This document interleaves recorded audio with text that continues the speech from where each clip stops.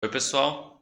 Aqui está o Evangelista Fábio e a gente vai estudar hoje o último capítulo da matéria de Cristologia. A gente vai falar sobre os fundamentos da Cristologia saudável, porque existe um fundamento, né, para basear a nossa fé em Cristo Jesus. E para que a gente possa lembrar, nós estudamos nos últimos capítulos a essência, né, de Cristo, ele ser humano, divino, como elas se completam, né, porque precisa se completar, ele humano sentindo as nossas dores, sentindo nossos problemas, né?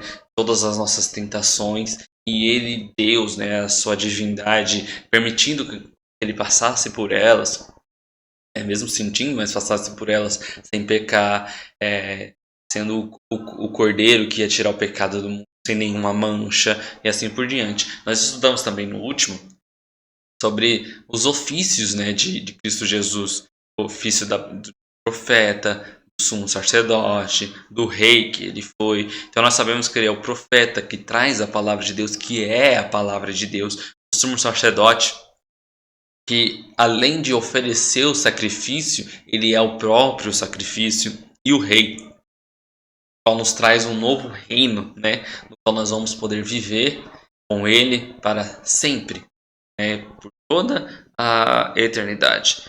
Mas nós iremos falar nas próximas páginas sobre o nascimento virginal, a vida sem pecado dele, a obra expiatória, a morte vicária, a ressurreição corpórea e invisível, né? E a assunção aos céus e sua volta gloriosa. Essas são as bases, né, da cristologia, sobre o nascimento dele até a volta dele, do qual nós aguardamos com tanta esperança que ele possa voltar.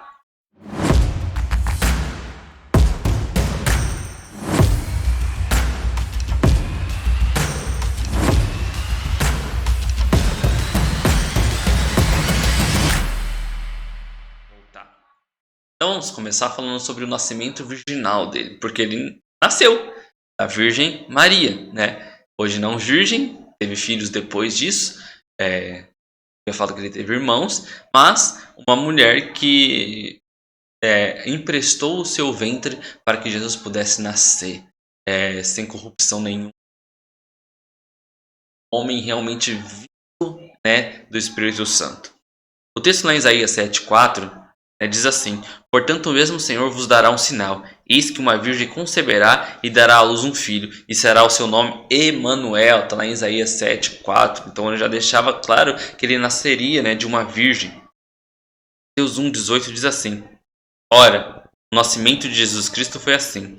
Estando Maria, sua mãe, desposada com José, antes de se ajuntarem, achou-se ter concebido do Espírito Santo. Então ela já estava assim prometida, né, para José, e antes deles se conhecerem, né, como marido e mulher, o Espírito Santo coloca, né, Jesus Cristo dentro do ventre de Maria, e ele nasce com um milagre de uma mulher virgem que já tinha sido profetizado que ele iria nascer, e vira o que ele virou: o homem que tira o pecado do mundo, o homem que trouxe realmente uma revolução, não como os homens esperavam naquela época, mas de uma forma diferente, trazendo paz, trazendo algo diferente, trazendo cura, milagres, mostrando que ele não viria para trazer guerra para aqueles que estavam dominando Israel naquele momento, mas trazer salvação tanto para Israel quanto para aqueles também que estavam dominando, né, os romanos, os gentios, os gregos e assim por diante, chegando até nós no dia de hoje. O nascimento de Jesus, em primeiro lugar, foi providência de Deus para a nossa salvação. Marca a encarnação do Verbo. Por isso seu nome é Emanuel, Deus conosco. Desde o início, Deus sabia que ele iria precisar. Ele já sabia. Desde a fundação da terra, Jesus já era o cordeiro que iria tirar o pecado do mundo.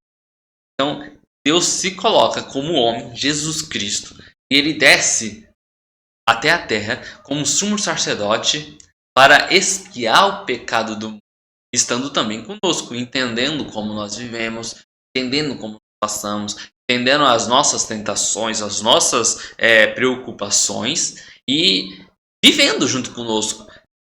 E depois morrendo pelo meu pecado, pelo seu pecado de ontem, de hoje e provavelmente o pecado que nós vamos cometer futuramente, porque ele é o Cordeiro para todos os dias, para até a volta dele. Então você, pregando aquela palavra, você que ainda não é convertido, Cristo não morreu somente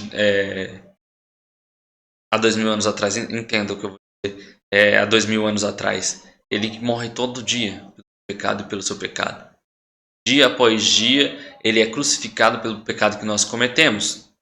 Eu espero que você entenda isso que passa na minha cabeça neste momento. É que eu vou pecar, consequentemente, em algum momento da minha vida. E Cristo, ele morreu por esse pecado. Ele não morreu, ele não morre dia após dia. Não sei se você consegue me entender. Vocês conseguem me entender? Não é que ele vai morrer todos os dias pelo pecado que eu cometo, mas ele morreu pelo pecado que eu ainda vou cometer. Fica mais fácil de entender aqui agora. Então, ele desce aqui na terra, né? Ele se incorpora como homem, agora ele tem um corpo, né? É um corpo físico, ele nasce dentro de uma mulher, um corpo é formado dentro dessa mulher, onde ele vai poder se oferecer sacrifício pelo meu pecado. O pecado que eu cometi e o pecado que eu vou cometer. O nascimento de Jesus é o cumprimento da promessa de Deus feita no seu povo através dos profetas. Era necessário, como já falamos anteriormente, porque sem derramamento de sangue não pode haver remissão de pecado. Então, o pagamento para o pecado que nós cometemos é a morte. Esse é o salário, é a morte. O próprio Deus fala para Adão que se ele comesse do fruto, certamente ele morreria.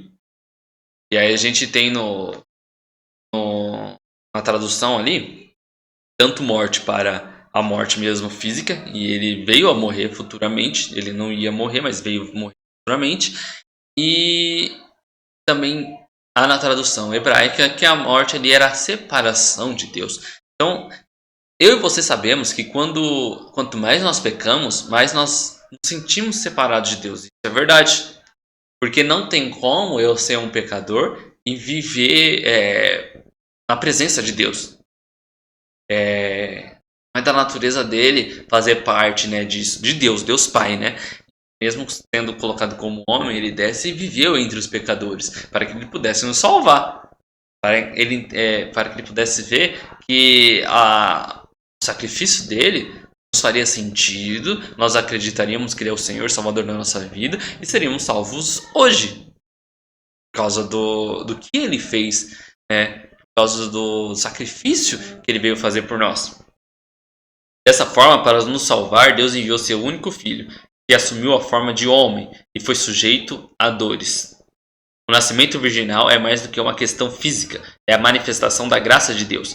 Seu nascimento se dá sem pecado, sua concepção é realizada pelo Espírito Santo. A doutrina do nascimento virginal estabelece a importância da encarnação como um evento sobrenatural. Essa doutrina enfatiza também o fato de Cristo ter sido tanto homem como Deus. A influência do Espírito Santo foi tão poderosa e santificadora, seu efeito, que não houve transmissão de pecado ou culpa de Maria, né, para Jesus. Nós sabemos que nós nascemos já em pecado, vindo do nosso pai, vindo da nossa mãe. É passado de geração em geração o pecado desde de Adão. E nós já nascemos em pecado, felizmente. Mas, quando nós chegamos a uma certa maturidade de entender que nós pecamos, nós chegamos também ao entendimento que há como sermos salvos por meio de Cristo Jesus. Se essa informação chega até a mim, chega até você, nós temos a porta aberta para acertar ele como Senhor da nossa vida e entrar também no reino dele, do qual ele é rei. Poder servir ele, poder ser filho, né? Agora fazer parte dessa grande família. O nascimento virginal de Cristo nos mostra uma grande marca singular do cristianismo. Nos revela o Deus que vem buscar e salvar a humanidade. O Deus que se dá em sacrifício por nós. Então ele realmente fez um esforço para descer, para nascer dentro de uma mulher, para crescer, passar pelas dores do crescimento, ter que estudar, passar por tudo que nós passamos, para chegar e se dar como sacrifício. O segundo aspecto é a vida sem pecado. Aquele que não conheceu o pecado, o fez pecado por nós, para que nele fôssemos feitos justiça de Deus. Está lá em 2 Coríntios 5, 21. Outro fundamento de uma cristologia saudável é a vida sem pecado, também conhecida como impecabilidade de Cristo. Podemos dizer que humanamente Jesus poderia pecar, mas a sua divindade impede tal possibilidade. Teve uma pergunta dessa no YouTube. Se era possível, Cristo pecar? Tinha essa possibilidade? Não tinha essa possibilidade, porque ele era, além de ter o aspecto humano, ele também tinha a parte dele divina. E impedia que a parte humana dele pensasse em pecar ou fizesse tal ato de pecar. Quando Paulo diz que ele se fez pecado, está se referindo ao fato dele ter assumido a nossa culpa. O castigo que nos traz paz estava sobre ele.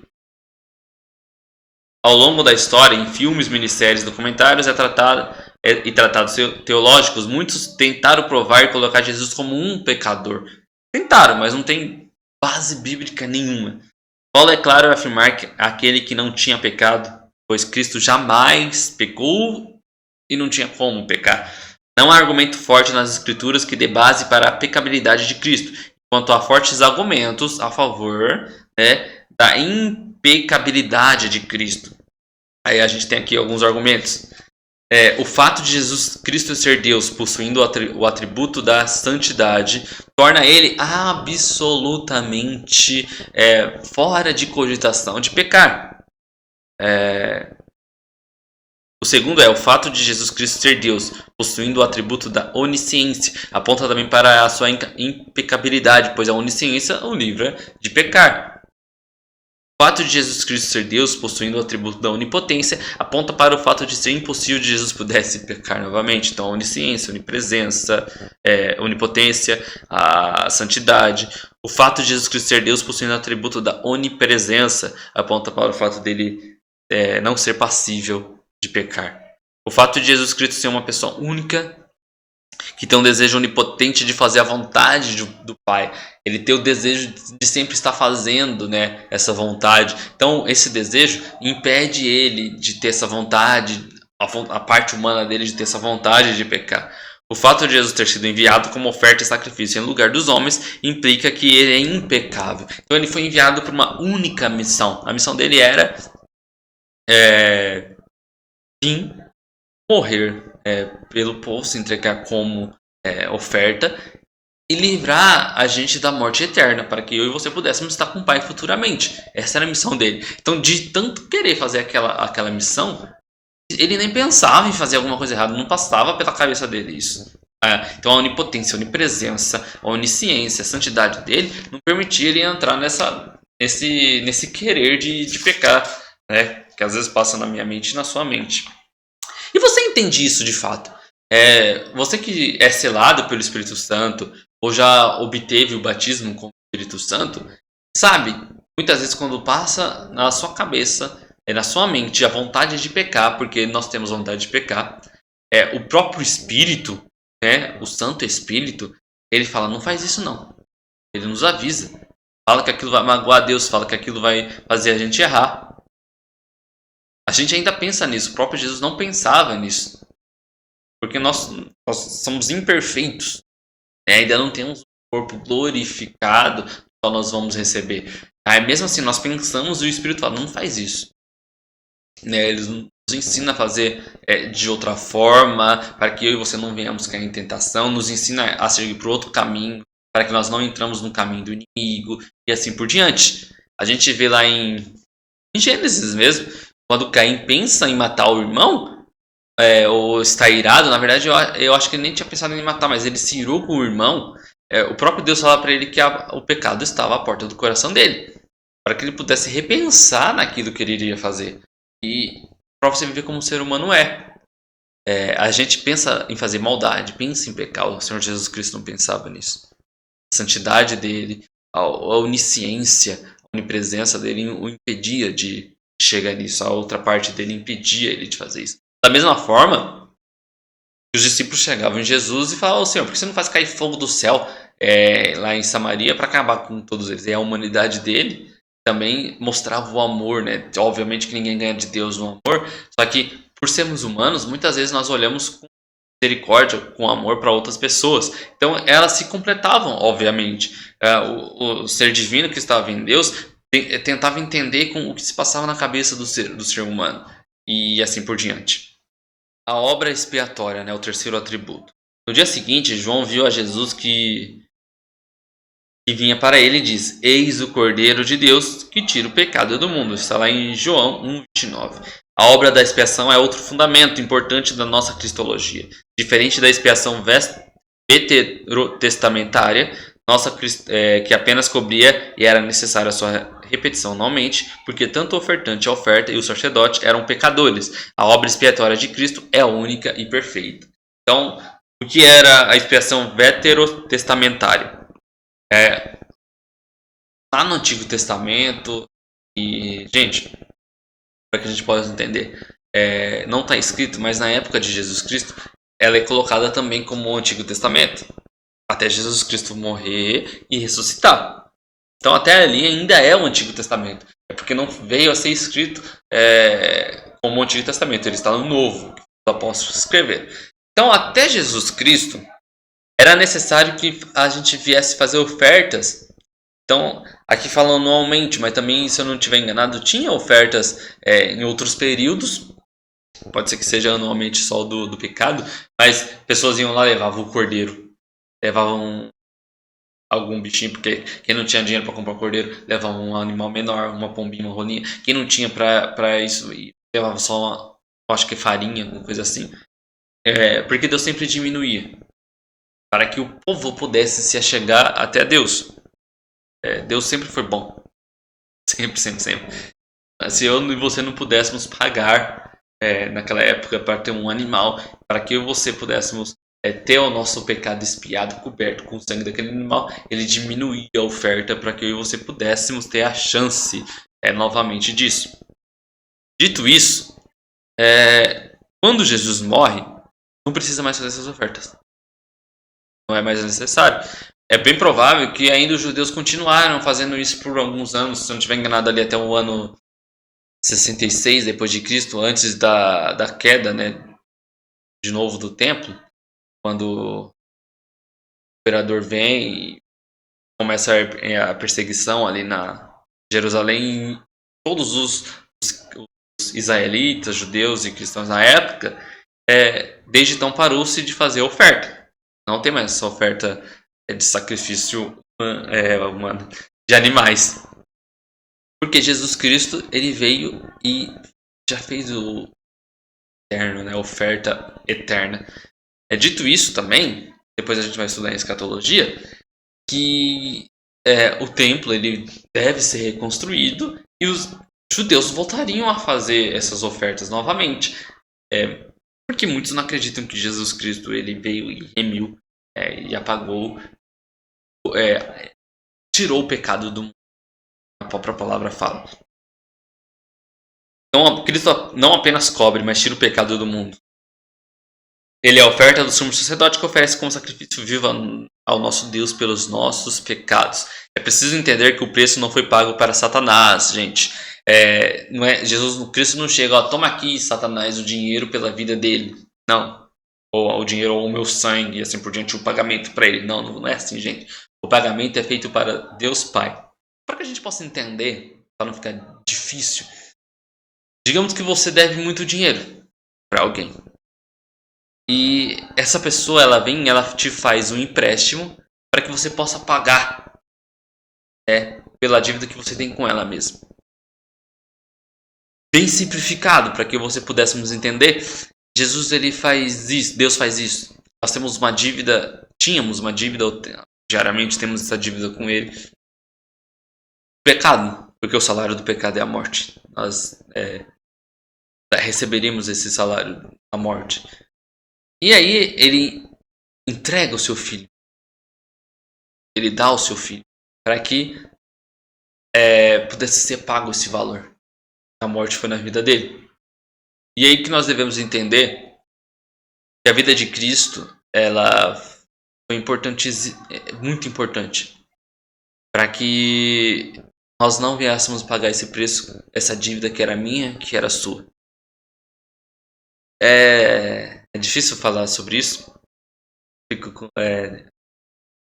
fico comovido porque o nosso Deus ele é muito bom. Entregou seu próprio filho, pagou uma dívida que era nossa. Essa dívida que nós tínhamos com ele, entregando seu próprio filho.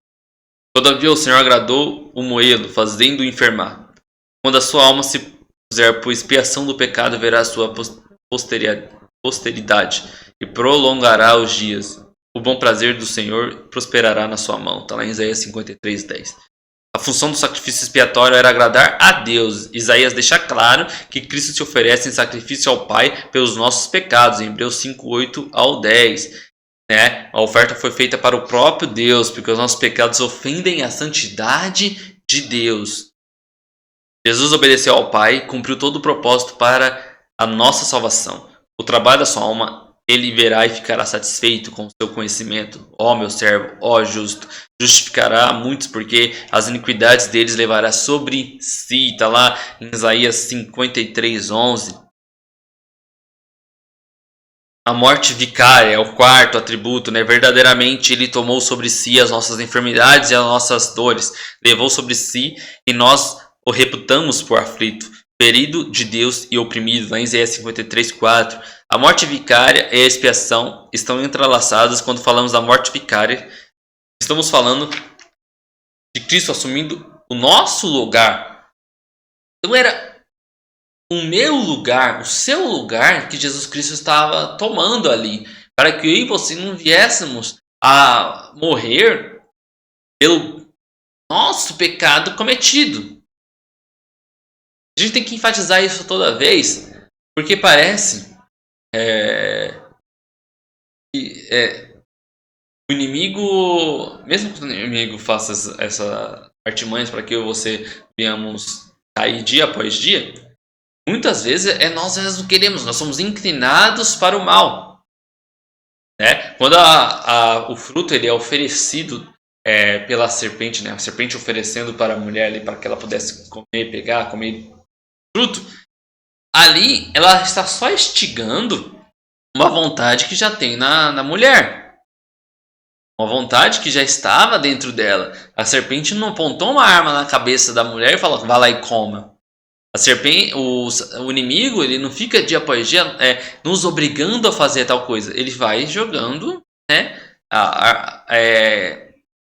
observações, contexto, para que você venha cair. Da mesma forma que foi em Mateus capítulo 4 para o nosso Senhor. Eu vou te dar aquilo, faça o pão para você comer. Ele vem trazendo várias tentações, várias coisas para que Jesus pudesse cair. Só que aquilo nunca esteve na mente, nunca esteve no coração do nosso Senhor Jesus Cristo. Por que eu disse isso? Porque parece que o Senhor Jesus ele vem aqui, ele paga um preço para o inimigo, porque ele nos pegou, ele nos faz de escravo, sendo que nós somos escravos da nossa própria vontade e fazemos o que nós queremos. Nós não temos um Senhor, isso quando nós não somos convertidos, né? E aí o Senhor Jesus vem e ele tira esse salário que eu e você iríamos pagar, ele paga e se torna Senhor das nossas vidas, daquele, né, que aceita o senhorio de Cristo. Precisamos lembrar que não foi qualquer pessoa que morreu naquela cruz, foi o Filho de Deus, o próprio Deus, que deu sua vida por amor a nós, nos reconciliando com Deus. Não podemos esquecer disso de forma alguma. Né? Parece que eu e você, dia após dia, precisamos caminhar passos largos para termos um relacionamento com Deus. E aí a gente fala, nossa, é difícil, eu não consigo me reconectar. E eu falo, pelo amor de Deus.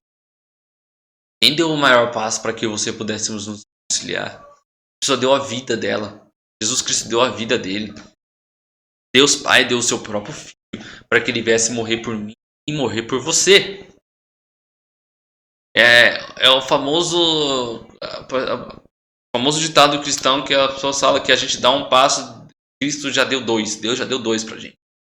Quando ele está se aproximando 2 passos até nós e nós estamos dando um só, porque nós somos imperfeitos, nós não conseguimos fazer nada direito. E ele sempre está querendo se aproximar de mim. Você. A morte se fez necessária porque sem derramamento de sangue não há remissão de pecados. Então era necessário o derramamento de sangue para que eu e você pudéssemos estar sendo reconciliado com Cristo. A morte de Cristo já tinha sido planejada há muito tempo. Foi um plano alternativo de Deus. Nossa, eu não tenho o que fazer, vou trazer Cristo, vou botar meu filho lá para que ele possa morrer por si próprio. Não foi assim. Deus não foi pego de surpresa. Ele já tinha planejado isso há muito tempo. Vamos falar disso agora. E adoraram todos os que habitam sobre a terra, esses cujos nomes não estão escritos no livro da vida, do Cordeiro que foi morto desde a fundação do mundo. A terra estava sendo construída, o Cordeiro de Deus já estava preparado. Está lá em Apocalipse 13:8. Sabendo que não foi uma das coisas corruptíveis, como prata ou ouro, que foste resgatado da vossa vã maneira de viver, que por tradição recebeste dos vossos pais, mas com o precioso sangue de Cristo, como um cordeiro imaculado, incontaminado, o qual na verdade em outro tempo foi conhecido, ainda antes da fundação do mundo, mas manifestado nesses últimos tempos por amor de vós. Está lá em 1 Pedro 1:18-20. Essas passagens elas mostram que não foi de repente Deus estralou os dedos e falou assim: faça-se o Cordeiro de Deus para que ele possa ir lá e salvar a terra. Não foi assim. Quando a terra estava sendo construída, Deus já tinha um plano caso o homem viesse a cair. Deus ele não é desprevenido, ele já tem um plano para que eu e você pudéssemos sempre estar com ele. Caso, deixar bem claro sempre, Deus ele não obriga ninguém a servir ele, Deus não obriga ninguém a fazer as vontades dele, Deus não obriga ninguém a seguir o caminho dele. Então você que pensa dessa forma, Deus é uma pessoa gentil. Se você quer, bem, se você não quer, de boa. O seu papel e o papel é querer aceitar a Cristo como único e suficiente Salvador da sua vida. Então a sua morte ela foi necessária para a obra que ele veio realizar. Jesus tinha convicção que ele tinha que morrer, conforme estava escrito nas Escrituras ao seu respeito. Lá em Hernandes Dias Lopes apresenta 3 aspectos na morte da cruz de Jesus Cristo.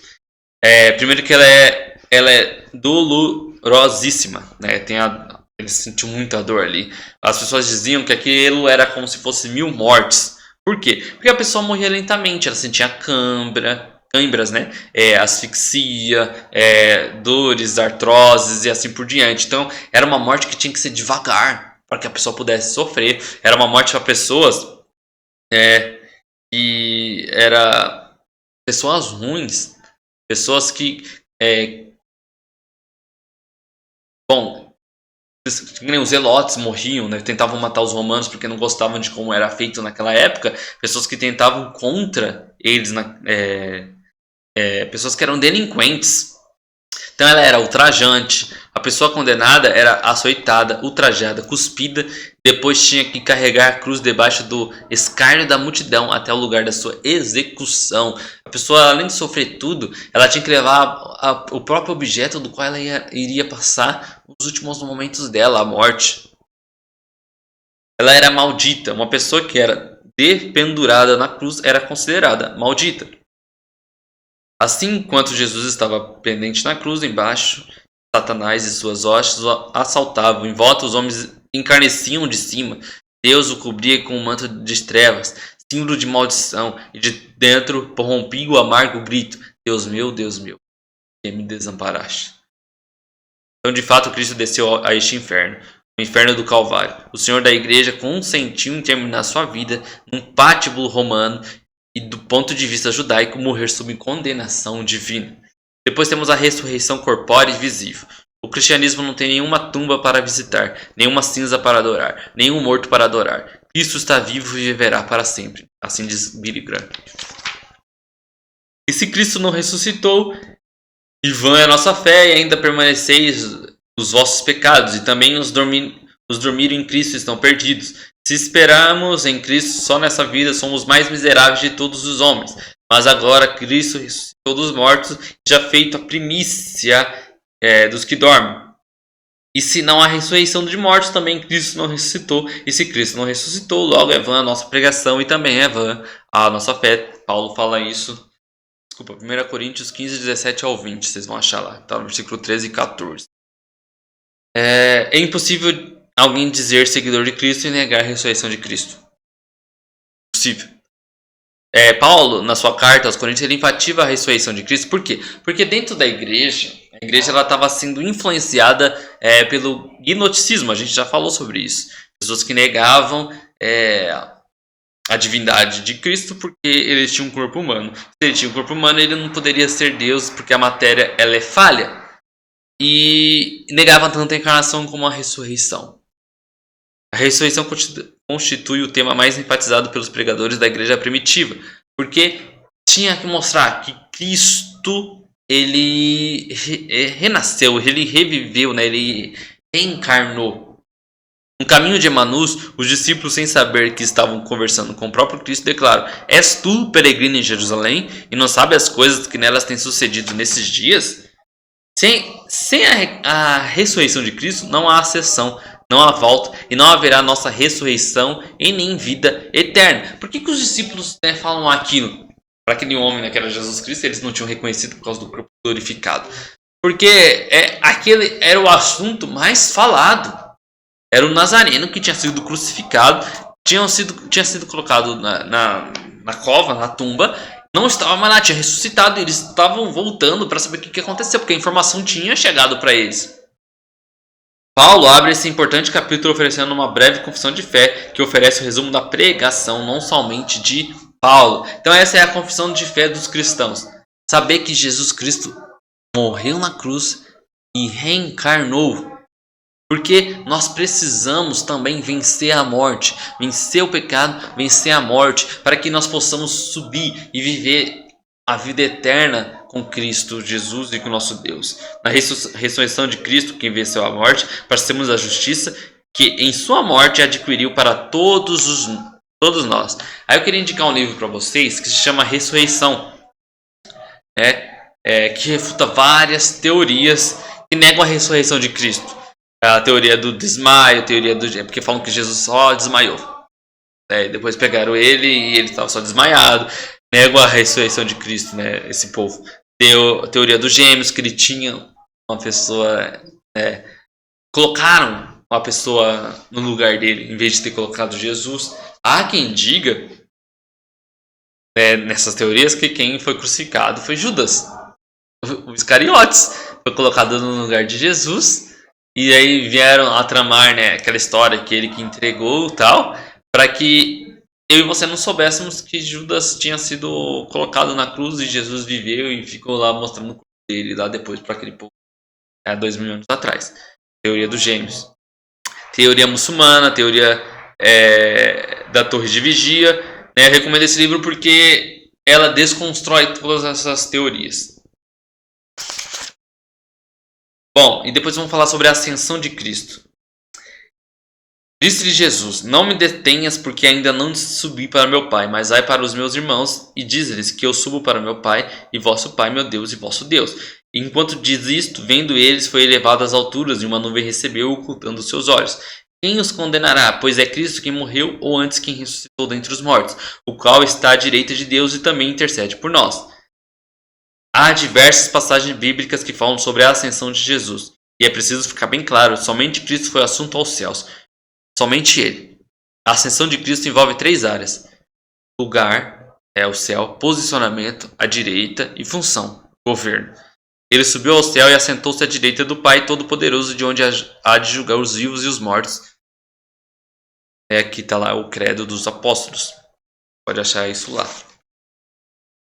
Como a ressurreição proclamou Cristo aos homens como homem perfeito e glorificado, vencedor do pecado e da morte, o proclamou ao universo como Deus restabelecido, possuidor do domínio do universo e objeto onipresente de culto, que houve a oração Destra Dei Obic Est, ao significado da tríplice na ascensão de Jesus. A ascensão encarnou claramente a declaração que o sacrifício de Cristo foi oferecido a Deus. A ascensão também serviu de instrumento para a necessidade de ir para o Pai, a fim de preparar o lugar para os seus discípulos. Então Cristo fala que ele vai subir, vai preparar lugar para mim, para você. Aí a gente pode pensar, né? Nossa, Cristo está demorando para voltar. Deve ser porque o reino de Cristo ele está crescendo diariamente.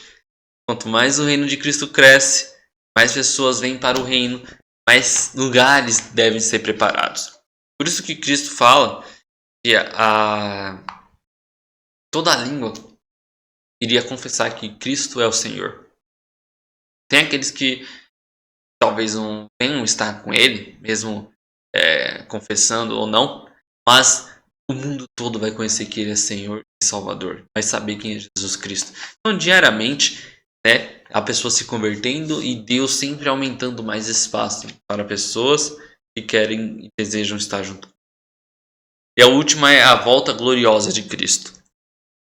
Este assunto será mais aprofundado no módulo de escatologia.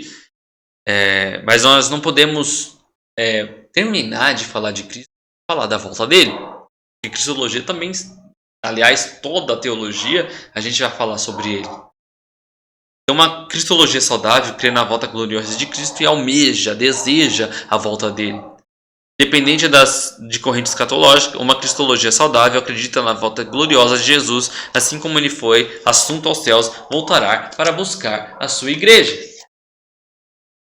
Quando o Filho do Homem vier em sua glória e todos os santos anjos com ele, então se assentará no trono da sua glória. Está em Mateus 25, 31. Portanto, assim como o verbo se fez carne e foi assunto aos céus, ele voltará como rei dos reis para julgar todas as nações. Portanto, permanecemos firmes e constantes fundamentos da palavra de Deus, proclamando as boas novas do Evangelho até que ele venha. Então nós temos um trabalho a fazer. Enquanto Jesus não vem, eu e você pregamos o Evangelho, ensinamos a palavra, trazemos pessoas para o reino de Deus, mostrando que ele é Senhor e tira o pecado do mundo. É o meu trabalho e o seu trabalho. Fácil, né? Não precisa ir para a cruz, nós só precisamos pregar, falar o que foi feito. Estes 7 fundamentos nós chamamos de coluna vertebral de uma cristologia saudável.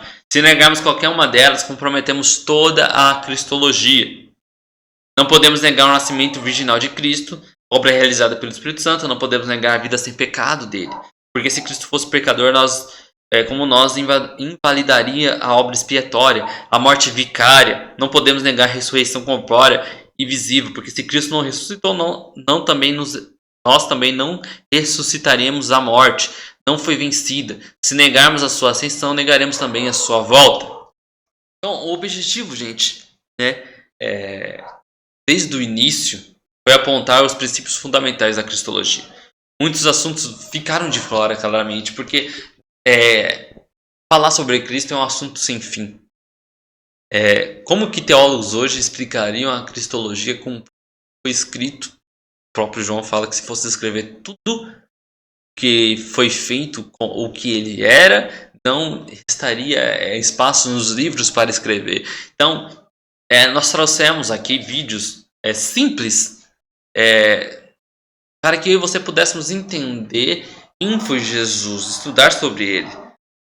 O que eu e você devemos entender é que muitos querem um Salvador, mas quase ninguém quer o seu senhorio. E é necessário entender que o senhorio de Cristo, governar a nossa vida, aceitar o reinado dele sobre a minha vida e a sua vida, é o que nos mantém firmes para que você possa no futuro estar com ele. Porque, gente, há quem pregue ao contrário, de alguém salvo, sempre salvo. Mas quem não tenta permanecer no caminho pode cair facilmente. Não guardar a fé, cair no erro e não buscar arrependimento. Mas quando eu tenho o senhorio de Cristo, dia após dia, entendendo que ele é o Senhor sobre a minha vida, entregando o controle na mão dele, o meu desejo de estar mais perto dele dia após dia somente aumenta. Então que a nossa vontade seja a vontade de Deus. Seja a vontade de ter ele sendo Senhor sobre a minha vida e a sua vida. Então que a gente vai lembrar que Cristo ele salva, que ele cura, que ele batiza no Espírito Santo. e que em breve ele voltará para libertar a sua igreja. Glória a Deus. Gente, esse foi um ensino sobre Cristologia, né? Onde nós conhecemos o nosso Senhor Jesus. Conhecemos um pouco sobre ele.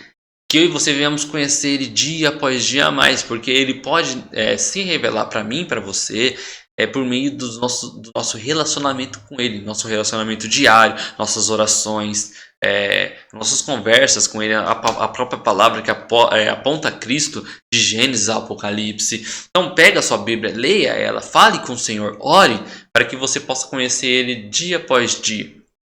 Para que você não venha conhecer ele somente por vídeos, mas que ele venha se mostrar para você também tendo um relacionamento sólido contigo, certo? Semana que vem nós iremos iniciar o ensino de bibliologia. Eu espero que vocês tenham gostado do que foi apresentado nesse último mês. Que vocês venham gostar do que vai ser apresentado no próximo mês. Eu peço que vocês curtem e compartilhem tanto os vídeos que vocês já viram, quanto você viu hoje ou que você vai ver. Isso é bom porque além de você, outras pessoas venham aprender e venham tirar suas próprias dúvidas. Eu te peço também que você venha comentar os vídeos, as dúvidas que vocês têm, biblicamente, ou problemas que vocês tenham passado em suas vidas. E a gente possa ajudar, porque, gente, aqui nós temos pessoas que estudaram, que têm um estudo bíblico, que estudaram teologia, pessoas que estudaram advocacia, psicologia, tem todo tipo de pessoa que pode te ajudar, que viveram talvez os seus problemas. Então você pode mandar, escreve aí no YouTube. Se você não quiser se inscrever no YouTube, porque todo mundo vai ver, né, ali o seu nome, sua foto, provavelmente, manda uma mensagem no Instagram da igreja, ICB Atibaia. Você pode mandar uma mensagem lá, você vai ser respondido. Talvez alguém mande um WhatsApp lá para que você possa ser atendido. Se você é de Atibaia, Piracaia, Perdões, Nazaré Paulista, Jarinu ou qualquer uma dessas regiões, mande uma mensagem lá. Se você precisar de um atendimento mais próximo, a gente pode estar se achegando até você, indo até na sua casa e atender você também. Conversar com você mais próximo, né, da sua intimidade mesmo, se você aceitar, obviamente. Eu queria deixar esse recado para vocês. Você pode estar aí comentando, mandando uma mensagem e a gente vai estar te atendendo na sua casa. Glória a Deus. Eu agradeço pela oportunidade de estar ministrando mais uma vez. Obrigado. Até mais.